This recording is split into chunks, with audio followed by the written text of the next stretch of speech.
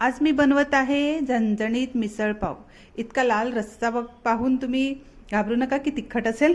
तिखट बिलकुल नाहीये। जसं आपण मार्केटचं म्हणजे जसं हॉटेलचं खातात ना मिसळ पाव, त्याच प्रकारे एकदम मस्त बनून तयार होणार आहे झणझणीत मिसळ पाव। छान असा टेस्ट येतो। त्या दिवशी मी डिनरचं प्लॅनिंग केलं होतं, म्हटलं मिसळ पावच बनवूया आणि रेसिपी पण होऊन जाईल। तर मिसळ पाव बनवण्यासाठी इथे मी घेतलेला आहे मटकी, अंकुरित करून घेतलेले आहेत। आता अंकुरित कसं करायचं सर्वांना माहिती आहे। एक दिवस भिजत घालायचं आणि एक दिवस कपड्यामध्ये लटकवून ठेवायचं का ते अंकुरित होतात। ठीक आहे।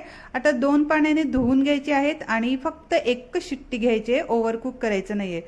जसं आपण मार्केटचं म्हणजे जसं आपण हॉटेलचं खातात ना, त्यामध्ये कसं ओव्हरकुक नसते ना, तसं एकच शिट्टी घ्यायची आहे। आता वाटण करण्यासाठी इथे मी घेतलेला आहे नारळ, म्हणजे सुक्क खोबरं घेतलेलं आहे, थोडंसं कट करून घ्यायचं आहे। आणि हे बघा, एक शिट्टीमध्ये एकदम परफेक्ट शिजलेले आहेत। इतकं शिजवायचं आहे, जास्त शिजवायचं नाहीये।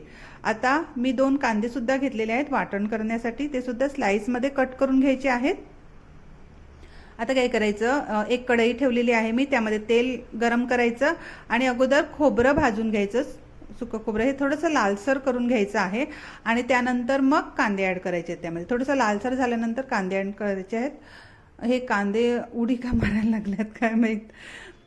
आणि मी लसणाच्या पाकळ्या घेतल्या होत्या, 7-8 लसणाच्या पाकळ्या, त्या सुद्धा त्यामध्ये ॲड केलेल्या आहेत। आणि 2 टॅमॅटो मी कट करून ठेवले होते, ते सुद्धा त्यामध्ये ॲड केलेले आहेत। हे सर्व आता भाजून घ्यायचं आहे, फ्राय करून घ्यायचं आहे आणि थंड करून नंतर मग वाटून घ्यायचं आहे। हे बघा, छान पेस्ट करून घ्यायचे आहे। आता 7-8 लसणाच्या पाकळ्या सुद्धा मी ठेचून ठेवलेल्या होत्या आणि 3 हिरव्या मिरच्या सुद्धा मी कट करून ठेवल्या होत्या। ठीक आहे। मिरची तुम्ही तुमच्या चवीनुसार कमी जास्त करू शकतात।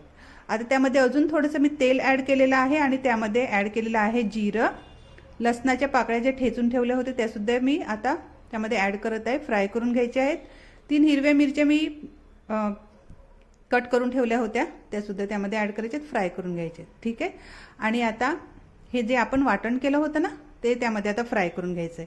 आता गॅस मीडियम करायचा आहे आणि वाटण छान असं तेल साईडला सुट्टेपर्यंत असं भाजून घ्यायचं आहे। हे बघा, छान असं तेल सुट्टेपर्यंत असं फ्राय करून घ्यायचं आहे। तर छान असं वाटण फ्राय झालेलं आहे। आता त्यामध्ये मसाले ॲड करायचे। ठीक आहे।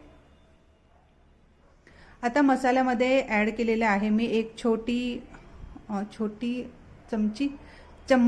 चम्मच हळद आणि 2 मोठे चमचे काश्मीरी मिरची पावडर लालसरपणासाठी। ठीक आहे।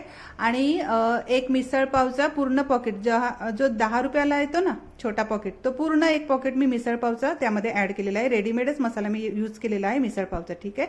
आता हे सर्व भाजून घ्यायचे 30 ते 40 सेकंदापर्यंत। गॅस एकदम आता मीडियम ठेवायचा आहे, गॅस एकदम बारीक ठेवायचा आहे, नंतर मसाले करपून जायची शक्यता असते। ठीक आहे।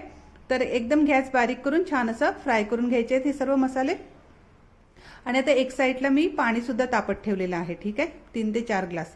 आणि आता हे मटकी अगोदर त्यामध्ये ॲड करायचं आहे, जे पाणी त्याच्यामध्ये असतं ना ते सुद्धा त्यामध्ये ॲड करायचं आहे। आणि हे बघा, मी गरम पाणी करत ठेवलं होतं 3 ते 4 ग्लास, कारण की ह्यामध्ये भरपूर प्रमाणात पाणी असते, म्हणून भरपूर प्रमाणात पाणी त्यामध्ये ॲड केलेलं आहे मी 3 ते 4 ग्लास। ते सुद्धा त्यामध्ये ॲड करायचं आहे। आणि काश्मीरी मिरची पावडरसाठी किती छान कलर आलेला आहे हे बघा। आता चवीनुसार मीठ ॲड करायचं आहे, मीठ तुम्ही तुमच्या चवीनुसार कमी जास्त करू शकता। ठीक आहे। आणि गूळ ॲड करायचं आहे, थोडंसं 2 ते 3 इंच गूळ ॲड करायचं आहे। होतं माझ्या घरात, पण मी इडियटसारखं पाहिलंच नाही आणि मी साखर ॲड केली, तरीसुद्धा छान टेस्ट आला होता। लास्टमध्ये गरम मसाला ॲड करायचे आणि आता झाकण ठेवून 10 मिनिटापर्यंत शिजू द्यायचं आहे। ठीक आहे। ते मी शूटच केलं नाही, झाकण ठेवून मी जे शिजवलं होतं ते 10 मिनिटात। आणि लास्टमध्ये कोथिंबीर ॲड करायची। ठीक आहे। आता हे बघा, आता लालसर दिसत नाही, पण पुन्हा हे शांत झालं ना पुन्हा लालसर दिसेल।